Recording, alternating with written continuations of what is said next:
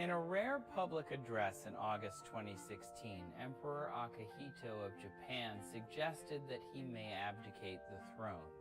Japanese emperors are constitutionally barred from stepping down, and no monarch has done so in nearly 200 years.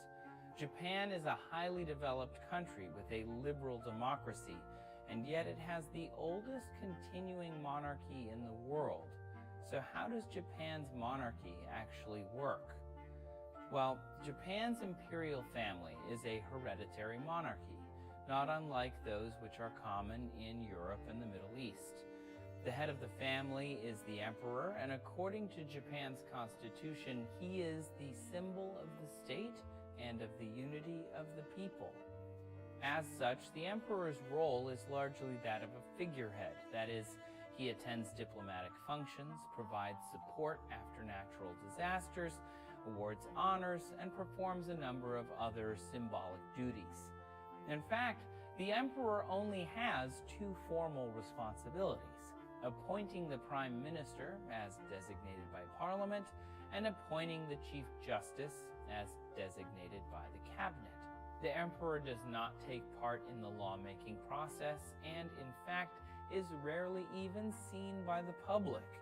Since Emperor Akihito took the throne in 1989, he has only addressed the country on television once prior to his recent appearance.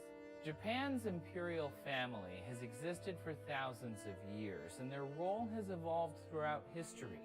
From the 12th to the 19th centuries, Japan was ruled by shoguns, or military dictators. Similar to today's prime ministers, their authority was only legitimate if it was approved by the emperor.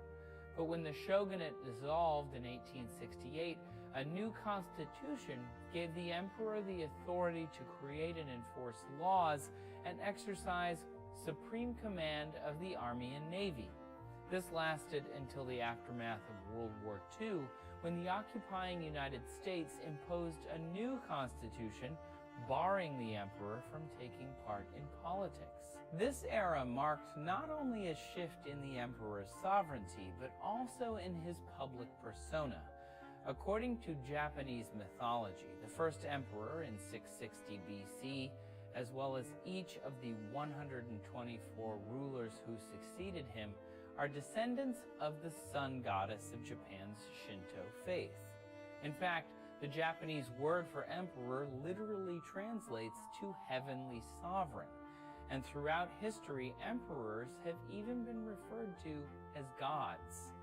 This narrative was reinforced by centuries of tradition, as well as government propaganda, and during the Second World War, it culminated in imperial cults, kamikaze bombers, and other fanaticism.